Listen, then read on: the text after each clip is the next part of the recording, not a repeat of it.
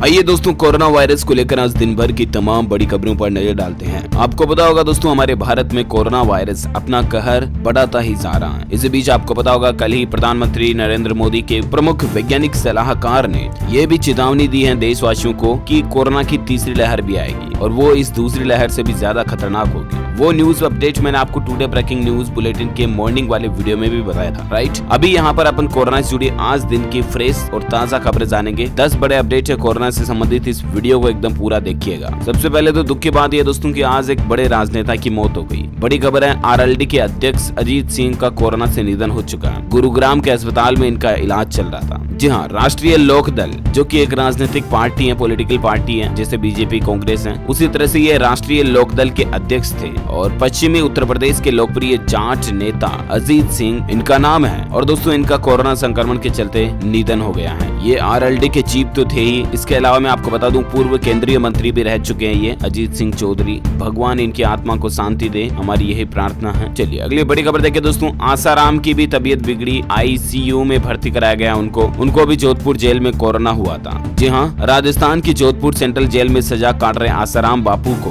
Corona virus के संक्रमण के बाद बुधवार रात को अस्पताल शिफ्ट किया गया। यहाँ महात्मा गांधी अस्पताल के आईसीयू में भर्ती कर लिया गया है इनको। आपको बता दूं, जोधपुर सेंट्रल जेल में बंद आसाराम की तबीयत बिगड़ी थी। उनको कोरोना संक्रमण हो जाने के बाद 3 दिन से जेल में ही उनका इलाज चल रहा था। तबीयत बिगड़ने पर महात्मा गांधी अस्पताल ले जाया गया और अभी वो आईसीयू में भर्ती हैं। चलिए साथ ही अगली बड़ी खबर देखिए दोस्तों, हैदराबाद से लौटे एक युवक की भी कोरोना के नए स्ट्रेन से जान चली गई। मौजूदा वायरस से ये कितना ज्यादा खतरनाक है, इस बात का अंदाजा आप लगा सकते हैं। स्वास्थ्य अधिकारियों के उस समय होश उड़ गए जब जांच के दौरान पाया गया कि युवक जो है वो कोरोना के नए स्ट्रेन से संक्रमित था, जो कि मौजूदा वायरस से भी कई गुना ज्यादा खतरनाक है। यहाँ तक कि मैंने आपको बताया था कि लगभग 15 गुना ज्यादा खतरनाक स्ट्रेन पाया गया था हाल ही में कोरोना का नया। तो अब उसके चलते जान जाने का मामला भी सामने आ चुका है। प्लीज दोस्तों, आप बहुत ज्यादा सावधान रहें, बिना काम घर से बाहर ना जाएं और जरा सी भी लापरवाही ना करें। मास्क जरूर लगाएं जब भी घर से बाहर जाएं। तो वहीं देखिए अगली बड़ी खबर दोस्तों, भारत में पिछले 24 घंटों में कोरोना के अब तक के सबसे ज्यादा रिकॉर्ड तोड़ मामले देखे गए हैं। 4,12,000 तो नए केस आए, जबकि 3980 लोगों की मौत के साथ फिर से एक नया रिकॉर्ड बन गया। जी हाँ, मतलब भारत में दोस्तों पिछले 24 घंटों में है ना, सारा डेटा, सारा आंकड़ा टूट चुका है। इतना ज्यादा रिकॉर्ड तोड़ मामले देखे गए। 4,12,000 नए केस आए, सीधा 4 लाख से ऊपर चला गया आंकड़ा और वहीं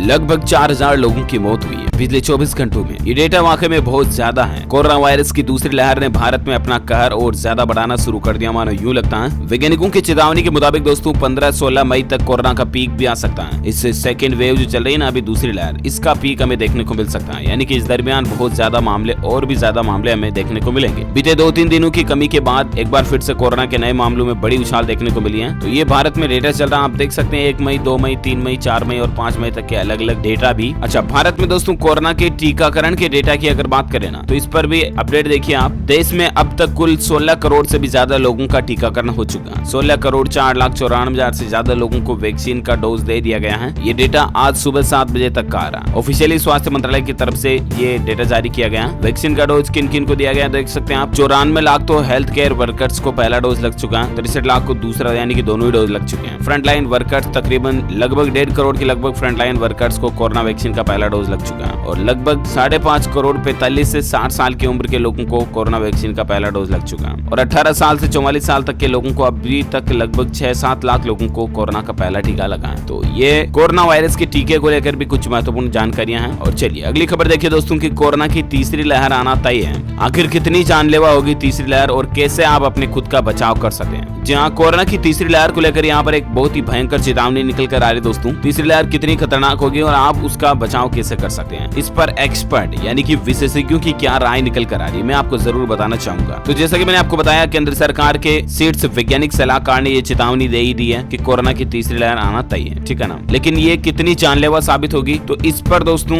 एबीपी न्यूज के साथ बात करते हुए गंगाराम के डॉक्टर अजीत सिन्हा का कहना दोस्तों कि उस वक्त तक कोरोना खुद को म्यूटेट कर सकता है और ऐसे में उसका क्या असर होगा इसके बारे में अभी कुछ नहीं कहा जा सकता। यानी कि ये कितने लोगों की जिंदगी तीसरी लहर में छीनेगा, इसका कोई अनुमान नहीं लगा सकते हैं। या तो और भी ज्यादा भयंकर मामले बढ़ सकते हैं या तो फिर थोड़ा कंट्रोल हो सकता है, क्योंकि कोरोना अपने आप में किस तरह से बदलाव करता है उस पर डिपेंड करेगा ये चीज। अब तीसरी लहर से बचाव कैसे करना आपको, तो दोस्तों डॉक्टर अजीत सिन्हा ने कहा कि कोरोना के वक्त आपको एक ही चीज बचा सकती है और वो है आम लोगों में कोरोना के प्रति जागरूकता। लोगों को मास्क पहनना चाहिए और लगातार सैनिटाइजर का इस्तेमाल करना चाहिए। वहीं कोविड प्रोटोकॉल का पालन करना चाहिए। इसके साथ ही सरकार भी समझ गई है कि दूसरे चरण के दौरान ऐसे में अब सरकार को भी इसे गंभीरता से लेकर महामारी के खिलाफ एक तैयारी करनी चाहिए। मतलब एक प्री प्लानिंग होनी चाहिए कि हाँ अगर तीसरी लहर आई भी ना मतलब तो भी हमारे पास सारे रिसोर्सेज रहे। जैसे अभी ऑक्सीजन की कमी देखने को मिली हमें, मेडिकल इक्विपमेंट की कमी देखने को मिली हमें, हॉस्पिटलों में बेड वगैरह की कमी देखने को मिली। तो ये चीजें तीसरी लहर में नहीं हो, पहले से हम इस तरह से प्रिपेयर रहे, तैयार रहे, तो हम तीसरी लहर से बच सकते हैं। ये कहना एक्सपर्ट लोगों की राय निकल कर आ रही है। वहीं दोस्तों कोरोना से अब गाँव में भी तेजी से कोरोना संक्रमण बढ़ रहा है और यहाँ पर भी देखिए लोगों की लापरवाही ही भारी पड़ रही है। अभी मतलब इतने दिनों तो ज्यादातर मामले शहरों में आते थे, राइट, लेकिन अब गाँव में भी संक्रमण फैलना शुरू हो चुका है और वजह क्या है, वही लोगों की लापरवाही। यही एकमात्र ऐसी चीज है जो कोरोना गाँव में भी फैला रही है। साथ ही एक बड़ी खबर देखिए, कोरोना से मौत पर अस्थि विसर्जन का खर्च उठाएगी राजस्थान सरकार। बसों से